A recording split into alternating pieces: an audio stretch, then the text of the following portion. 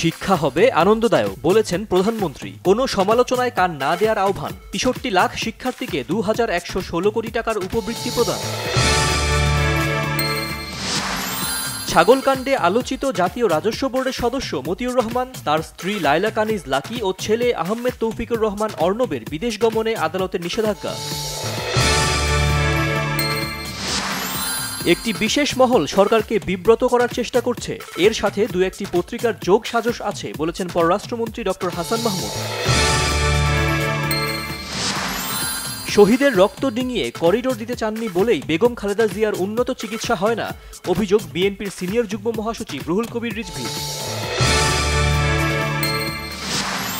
বঙ্গবন্ধু শেখ মুজিবুর রহমানের প্রতিকৃতিতে শ্রদ্ধা নিবেদন এবং শিখা অনির্বাণ ও জাতীয় স্মৃতিসৌধে পুষ্পস্তবক অর্পণ করেছেন নবনিযুক্ত সেনাবাহিনী প্রধান জেনারেল ওয়াকারুজ্জামান।